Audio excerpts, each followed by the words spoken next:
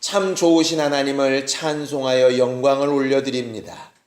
우리의 기도에 늘 응답하시는 하나님께 감사하며 또 말씀으로 우리에게 한없는 축복을 주실 것을 믿기에 또 감사드리며 이 시간에 예배합니다. 하나님께서 우리와 함께하여 주시옵소서. 말씀을 전하는 자도 듣는 자도 한 성령으로 충만케 하여 주시고 믿음으로 헌금한 손길들 위에 하나님께서 약속하신 복과 생명이 늘 충만하게 하여 주시옵소서. 예수님의 이름으로 기도하였습니다. 아멘. 하나님의 말씀은 출애굽기 33장 7절에서 11절까지 말씀을 함께 같이 합독하겠습니다. 출애굽기 33장 7절에서 11절까지 말씀을 함께 같이 합독하겠습니다.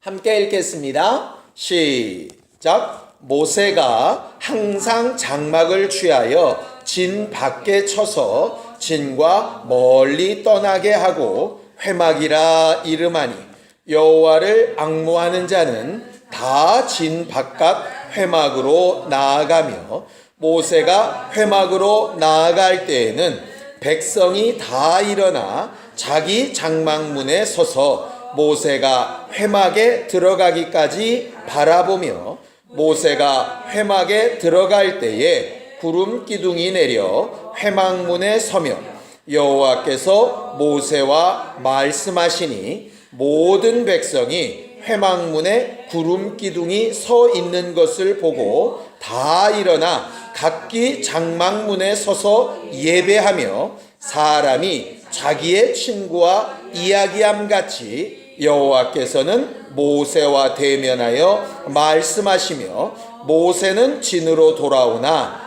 눈의 아들 젊은 수종자 여호수아는 회막을 떠나지 아니하니라. 아멘.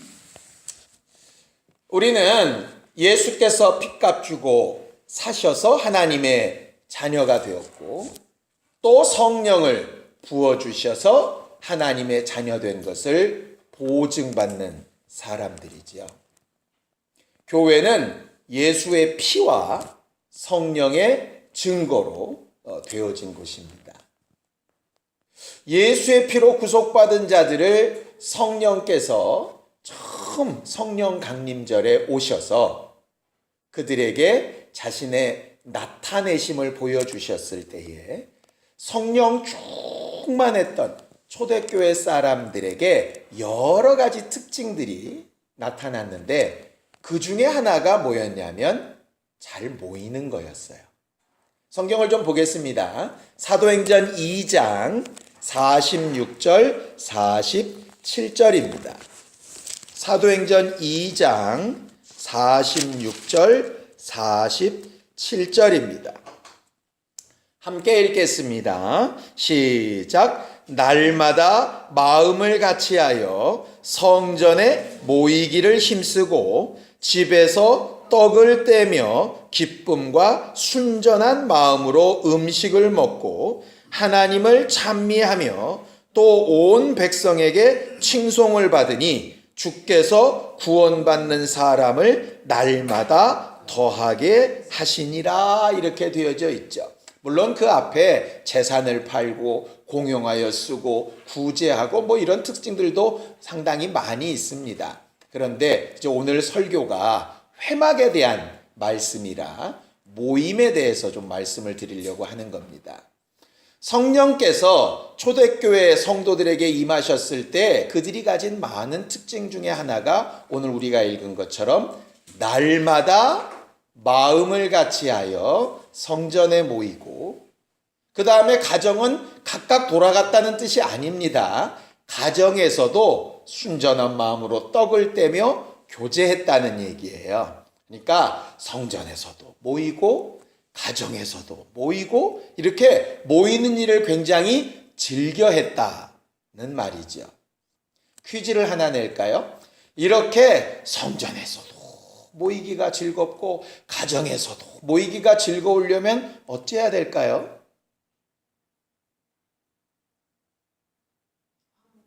그렇죠. 서로 이게 껄끄러운 마음이 있으면 성전에서도 모여도 껄끄럽고 가정에서 모여도 껄끄럽고 그렇게 되어지죠. 우리는 성경에서 기록된 것과 기록된 뒤를 좀 볼 필요가 있는데요. 성령께서 들어오셔서 충만하시니까 왜 막 모이기가 그렇게 기뻤을까?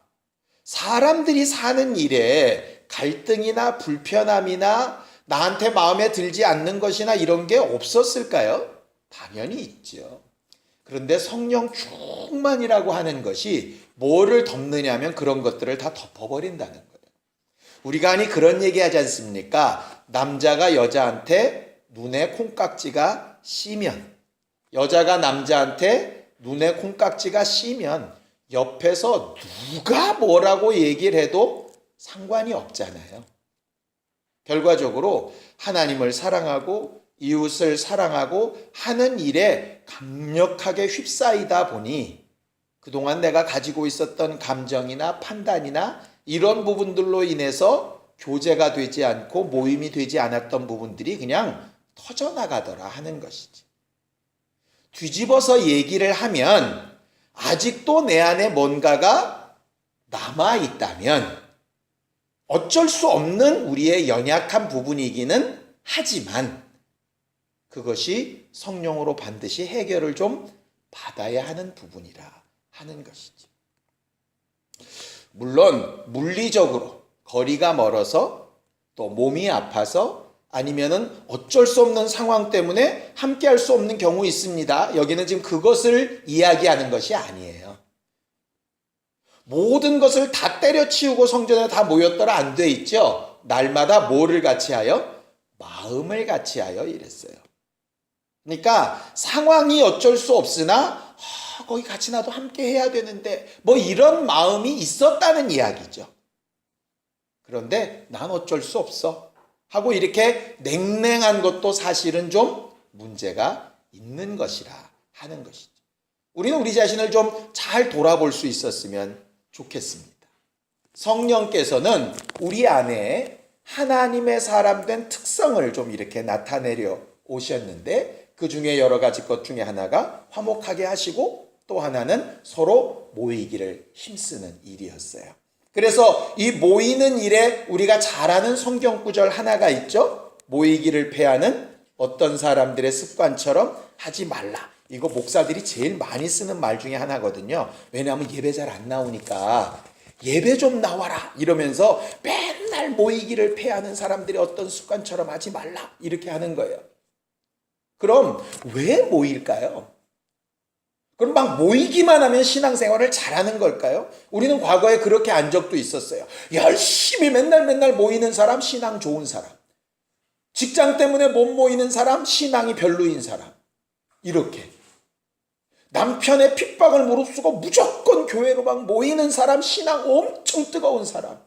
남편 눈치 보며 잘 못 모이는 사람은 뜨뜻미지근한 사람. 우린 이렇게 해석을 했었거든요. 성경은 과연 그것 때문에 모이기를 패하는 어떤 사람들의 습관처럼 하지 말라고 하셨을까요? 그건 아니에요. 그 구절 앞뒤를 우리가 읽지 못한 실수가 또 있어요. 성령 충만하면 모이기를 사모하는 마음이 드는 것은 맞아요. 그런데 무조건 모여만 있다고 좋은 교회, 굉장히 좋은 신앙생활은 사실 아니에요. 출석 잘한다고 공부 잘하는 건 아니잖아요. 물론 출석을 잘하면 공부를 잘할 수 있는 가능성이 많기는 하죠. 그러나 출석 잘한 사람이 꼭 공부를 잘하는 건 아니에요. 자, 성경을 또 보죠. 히브리서 10장 22절에서 25절까지 말씀을 좀 보겠습니다. 히브리서 10장 22절에서 25절까지 말씀을 좀 보겠습니다. 사실은 원래 19절부터 봐야 되는데 나중에 여러분들은 한번 19절부터 꼭 한번 읽어보시기 바랍니다. 22절부터 보겠습니다. 시작. 우리가 마음의 뿌림을 받아 악한 양심으로부터 벗어나고 몸은 맑은 물로 씻음을 받았으니 참 마음과 온전한 믿음으로 하나님께 나아가자. 또 약속하신 이는 미쁘시니 우리가 믿는 도리의 소망을 움직이지 말며 굳게 잡고 서로 돌아보아 사랑과 선행을 격려하며 모이기를 패하는 어떤 사람들의 습관과 같이 하지 말고 오직 권하여 그날이 가까움을 볼수록 더욱 그리하자, 이렇게 되어져 있어요. 이 구절은 굉장히 단순한 것 같지만 사실 우리가 예수 믿고 구원받은 다음에 신앙생활해야 되는 방향을 너무나도 정확하게 가르쳐주고 있는 구절이에요. 그 앞에 나중에 읽어보시면 되겠지만 19절부터 21절까지는 우리에게는 영원한 대제사장이 계셔서 그가 그의 피로 우리를 구속하셨다, 뭐 이런 얘기가 기록되어 있어요.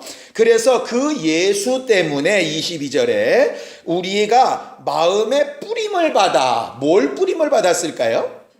그렇죠. 예수의 피 뿌림을 받아서 성경에 있는 것처럼 모든 것이 피 뿌림을 받아 거룩하게 된다 하신처럼 우리가 악한 양심, 우리 영혼이 하나님 앞에 자유를 얻었다 하는 이 말이에요. 다른 말로 하면 뭐 받았다는 얘기일까요? 구원받았다 이 말이에요. 은혜 받았다 이 말이에요. 제일 먼저 신앙생활은 은혜 받는 것부터 필요한 거예요. 이스라엘 백성이 유월절에 어린 양의 피를 문설주와 문지방에 뿌리고 은혜를 받았죠. 구원을 받았죠. 그것처럼 첫 번째는 예수의 피로 우리가 구원받고 은혜 받은 게 첫 번째인 거예요. 두 번째는 뭡니까? 맑은 물로 몸을 씻음 받았다 이랬어요. 이건 뭘까요? 목욕했다는 얘기는 아니겠죠? 침례 이야기하는 것입니다. 예수의 피로 구속을 받고 은혜를 받았다면 구원받았다는 사람은 믿음을 고백해서 침례를 받죠. 이스라엘 사람들이 유월절을 지나서 홍해바다에서 침례를 받았다라고 말씀하신 것처럼 이제 영혼이 구원을 받았으니 몸도 하나님 앞에 정결케 되어지며 삶도 정결하기를 결심해야 한다 하는 그 말이에요. 그 다음에 침례받은 사람은 어떻게 해야 되느냐? 참마음과 온전한 믿음 이랬는데요. 여기 참이라고 하는 말이 진리라는 거예요. 그 진리를 가르치시고 생각나게 하시는 분이 성령이시죠. 그러니까는 참마음과 온전한 믿음을 우리가 스스로 가질 수 없기 때문에 그걸 성령이 도우시는 거예요. 그래서 성령으로 말미암아 하나님께 나아가자 이렇게 되는 거죠.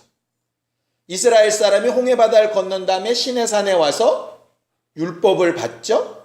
우리가 성령을 받은 것처럼 율법을 받아서 율법의 인도함을 따라서 성막 안에서 제사를 드리고 하나님 앞에 나아가는 것처럼 그렇게 성령을 받아 나아가자라고 하는 것이 바로 그 말씀입니다. 그렇게 되면 끝난 거잖아요. 예수의 피도 있죠. 침례로 믿음도 고백했죠. 성령으로 하나님 앞에 나아가면 끝난 거 아닌가요? 끝난 게 아니라는 거예요.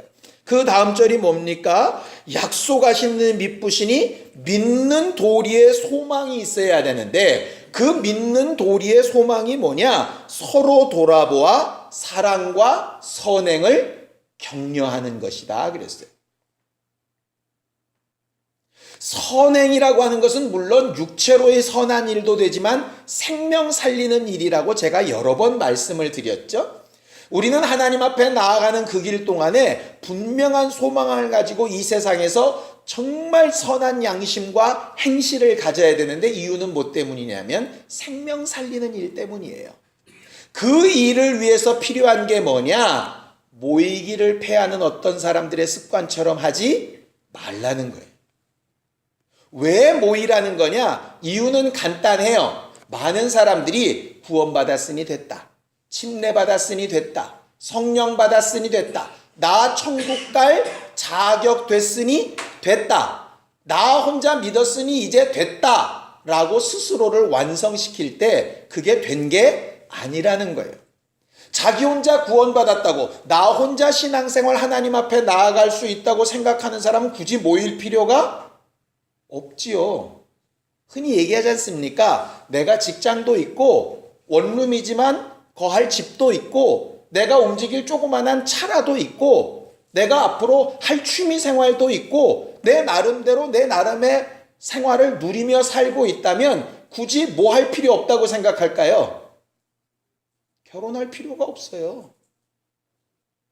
뭐 하려고 남과 살면서 지지고 볶고 감정 상하고 힘들고 육아 때문에 스트레스 받고 그 아이들 커가는 거 보면서 괴롭고 그렇게 살겠어요? 나 혼자 살 생각하면 세상 편하다니까요. 그런데 결혼은 그보다 더한 목적이 있거든요. 생명을 만들어내고 그 생명을 성장시키고 함께 이루어가고 비록 불편하고 어려운 부분이 있지만 그것이 더 기쁘고 더 감사하고 더 행복한 일이라는 것을 아는 사람은 그걸 선택을 하는 거예요. 결과적으로 우리는 선한 것을 서로 격려하고 서로 함께하기 위해서 모이는 거예요.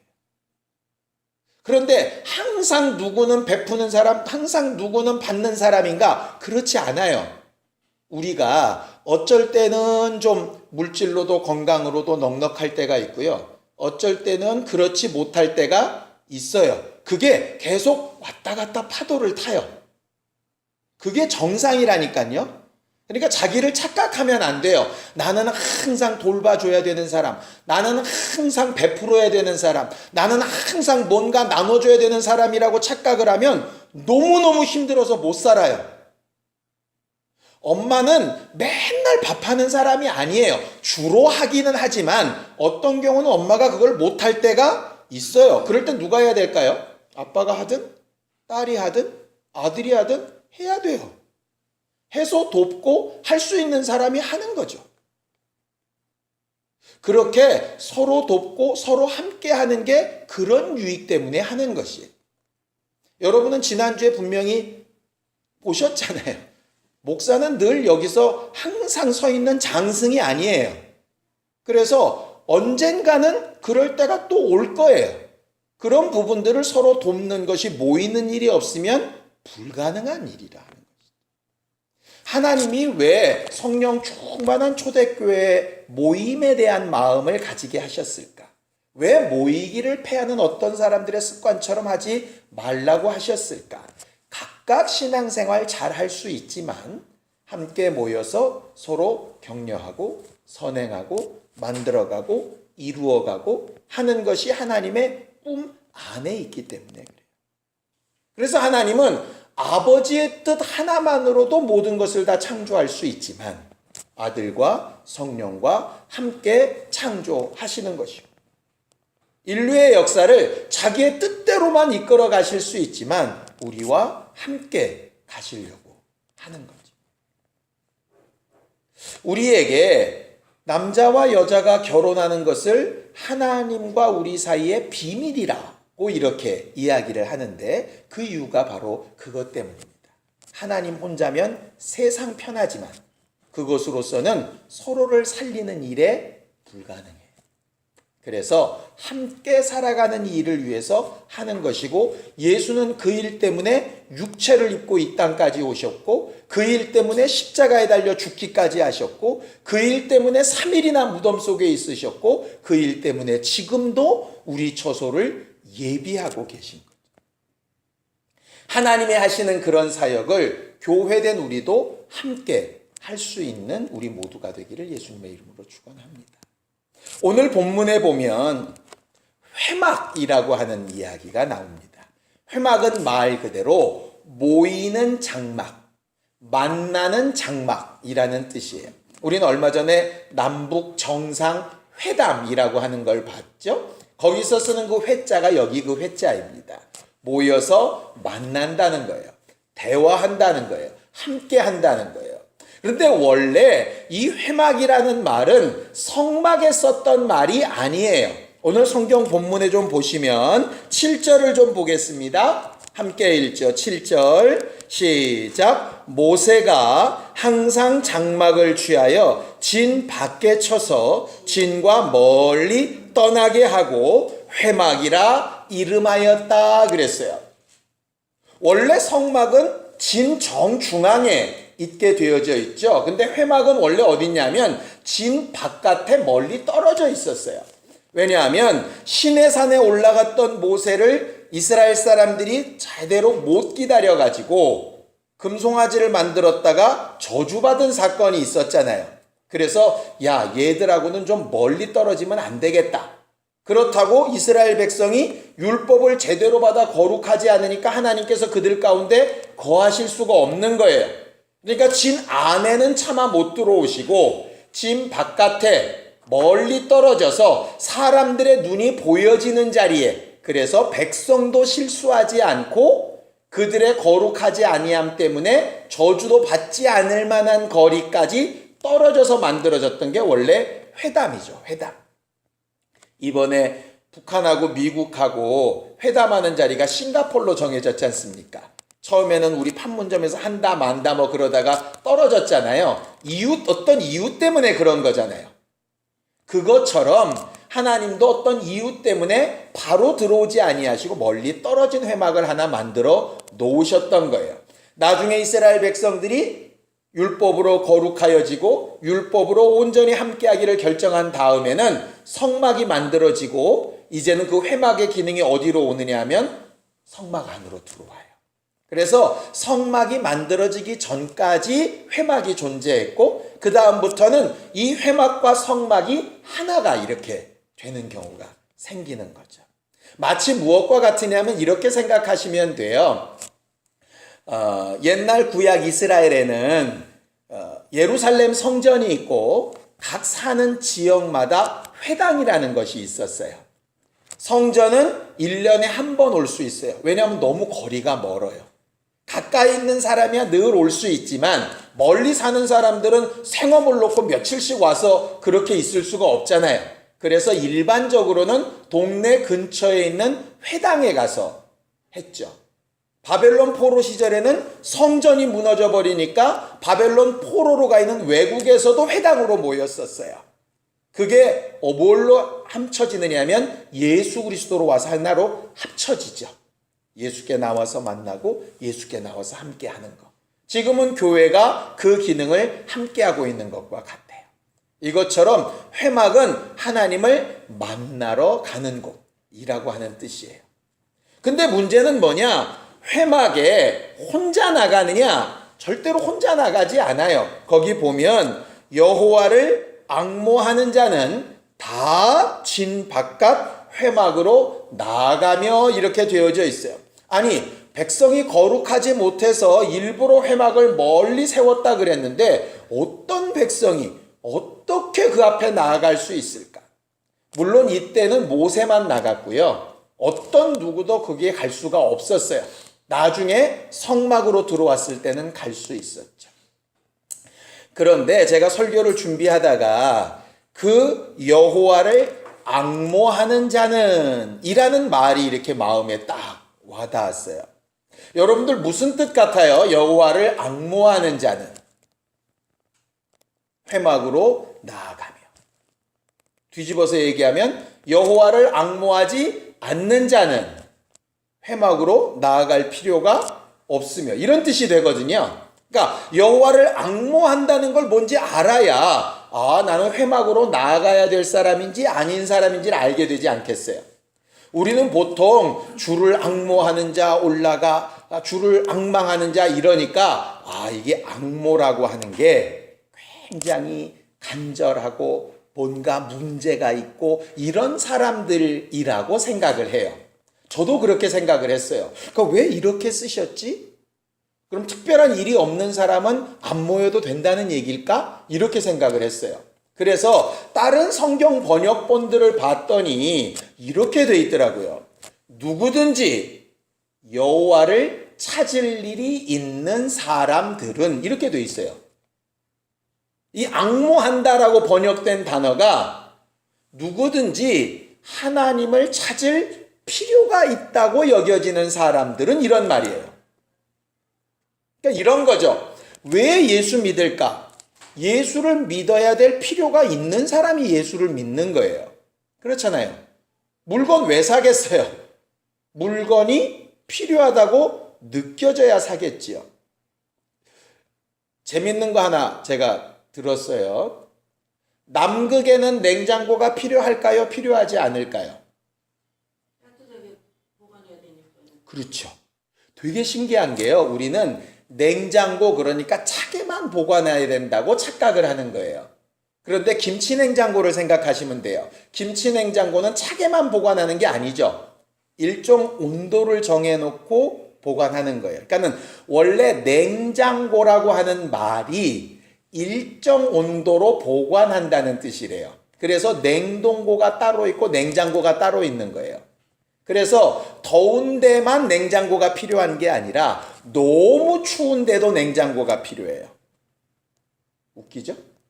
우리는 추운 지방은 필요 없다고 생각을 한다고. 근데 필요하다니까요. 제가요, 입원해 있으면서 잠을 되게 못 잤어요. 절대 아파서 못 잔 게 아니라요. 간호사님들 때문에 못 잤어요. 간호사님들이 2시간에 한 번씩 깨워요. 왜 깨우냐 하면 박상욱님 그리고 체온 재겠습니다. 혈압 재겠습니다. 맥박 재겠습니다. 이래요. 그냥 알아서 하면 좋은데 사실은 침대에 누운 사람이 그 사람이 맞겠지만 혹시 아니면 데이터가 틀리잖아요. 그래서 꼭 깨워서 네가 누구냐를 물어요. 아니 그래서 팔찌에 이게 밴드까지 했건만 꼭 깨워요. 그리고 안 깨워도 귀에다 뭘 푹 쑤셔 넣으면 깨요 사람이. 그래서 2시간마다 한 번씩 깨요. 그래서 온도는 적정한지 혈압은 맞는지 이렇게 한다고요. 왜 그러느냐? 얘가 혹시 잘못될까 봐 계속 체크하는 거죠. 근데요 50년 동안 한 번도 저 그거 체크 안 하고 잘 살았거든요. 그러니 나는 그 체크가 필요 없는 사람인 줄 알았어요. 근데 아니더라고. 간호사는 나를 확인하고 깨워서야 체크가 가능한데 하나님은 나를 안 깨우시고 확인 안 하셔도 체크가 늘 가능하신 분이에요. 그런데 나는 늘상 그분이 그렇게 체크를 해주시다 보니까 나는 그런 도움이 필요가 없는 사람이라고 생각을 하는 거죠. 마치 찬지방에 냉장고가 필요 없다고 여기는 거죠. 여기 여호와를 앙모하는 자는 회막 앞에 나아가라 하는 그 말이 무슨 뜻이냐 하면 누구든지 여호와가 필요하거든 하나님이 필요하거든 이라고 하는 말이에요. 저는 여러분들이 오늘 예배 가운데 하나만 좀 생각해 보셨으면 좋겠어요. 여러분들은 정말 하나님을 필요로 하고 있는 사람인지 예수 보혈을 믿고 침례를 받고 성령을 받고 어느 정도 성경도 알고 이제 신앙생활도 이만큼 했으니 이제 나 혼자 알아서 잘 할 수 있다라고 생각하는 사람인지 아니면 난 함께 모여 서로 격려를 받고 도움을 받으며 하나님께서 우리에게 시키신 일들을 해가면서 함께 모일 필요를 느끼고 있는 사람인지 하나님 앞에 나아가 기도할 필요를 느끼고 있는 사람인지 아니면 그런 필요는 저 사람에게만 있다고 생각하는 사람인지 내 가정은 하나님의 적극적인 간섭과 관여가 필요하다고 여기고 있는 사람인지 그렇지 않은 사람인지에 따라서 뭐가 달라지느냐? 내 마음이 달라지는 거예요. 필요를 느끼면 하나님 앞에 나아가게 돼요. 주사바늘 꽂았는데요. 피가 조금이라도 역류하면 제가 간호사를 찾아요. 아프더라고요. 피로를 느끼면 찾아요. 피로를 안 느끼면 귀찮아요. 신앙생활은 내가 지금 얼마나 하나님을 필요로 하고 있는 사람인가를 생각해 보는 거예요. 성경 구절 얼마나 많이 아느냐가 중요한 게 아니에요. 얼마나 오래도록 직분을 잘 감당했느냐가 중요한 게 아니에요. 그것도 굉장히 의미가 있는 일이긴 하지만 그것보다 더 중요한 건 나는 지금 하나님을 얼만큼 필요로 하는 사람인가 생각해 봐요. 아버지의 자리가 비워보면 아버지가 얼마나 필요로 했던 사람인가가 느껴지죠. 남편이 자리를 비우면 남편이 얼마나 필요로 했던 사람인가가 느껴져요. 여러분들이 우리 스스로를 잘 돌아볼 필요가 있어요. 하나님이 나와 상관하시지 않아도 내가 너무나도 평안하고 아무렇지 않다면 나는 사실은 하나님을 만나고 있는 사람이 아니에요. 하나님은 어느 정도까지 만나고 싶으시냐? 거기 11절에 말씀하는 것처럼 모세와 말씀하실 때 어떻게 말씀하시느냐? 친구처럼 말씀하셨다라고 되어져 있어요. 예수가 말씀하신 친구의 의미는 좀 별다릅니다. 그냥 만나서 떡볶이 사 먹는 사람이란 뜻이 아니에요. 친구를 위해서는 뭐를 버릴 수 있는 거냐? 목숨을 버릴 수 있는 것이 사랑이라고 말씀하셨고, 나는 너희 친구라고 이렇게 말씀하셨어요. 하나님은 우리에게 어떤 것까지 내어주기를 원하실 만큼 사랑하시느냐 하면 목숨까지 내어줄 만큼 사랑하시고 그런 친구가 되기를 원하시고 그런 필요가 있기를 원하세요. 여러분들 그런 경우 혹시 없었습니까? 나는 어떤 친구가 굉장히 나랑 가깝다고 생각했는데 내가 알지 못하는 걸 다른 사람이 먼저 알고 있을 때 좀 서운하지 않았어요? 예를 들어 남편의 힘든 걸 내가 아니라 다른 사람이 알고 있는 거예요. 내 아이의 힘들어 죽겠는 고민을 내가 아니라 다른 사람이 알고 있는 거예요. 좀 서운하지 않았습니까? 하나님도 그러실 거예요. 우리도 마찬가지. 하나님은 우리에게 바라시고 원하시는 것은 가장 가까운 친구처럼 모이기를 원하시는 거예요. 그냥 얼굴만 맞대고 있는 것 말고 정말 마음과 마음이 통해져 있는 것. 그것 때문에 뭘 주셨냐? 성령 주신 거예요. 그런 삶이 계속되고 방해가 없고 끊어지지 않는 게 어디냐? 그게가 하늘이에요. 하늘나라 가서 뭐 할까? 결국 친구처럼 대화하는 거예요.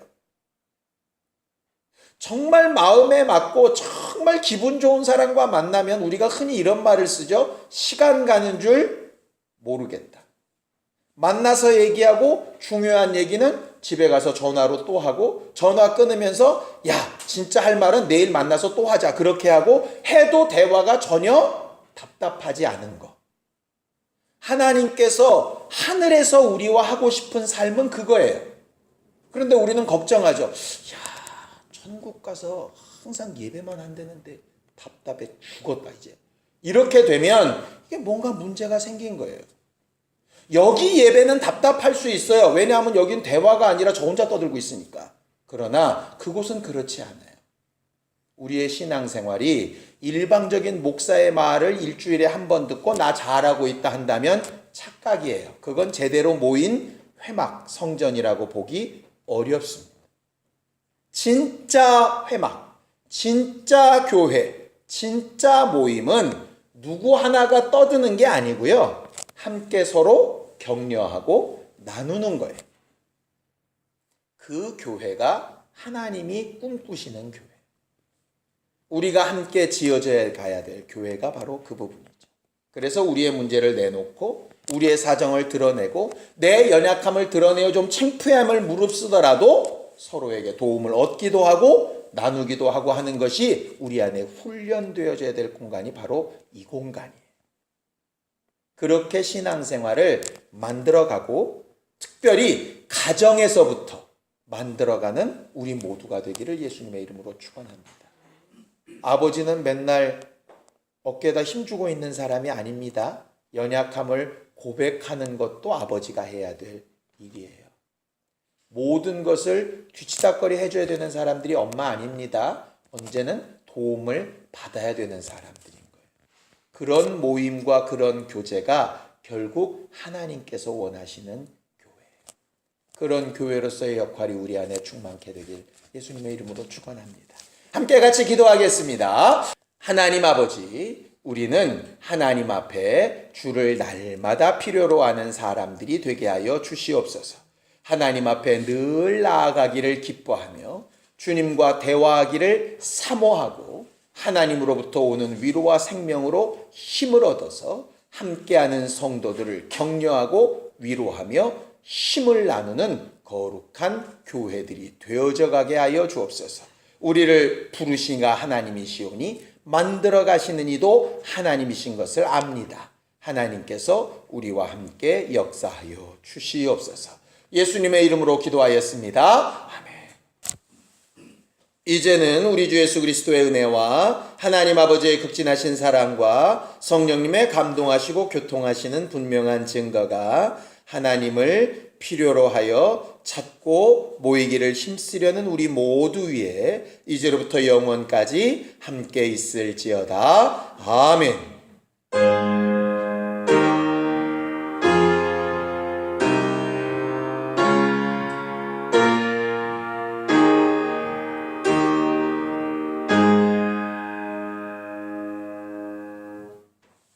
우리 예배 받으신 하나님 앞에 감사한 박수 내겠습니다. 수고하셨습니다. 감사합니다.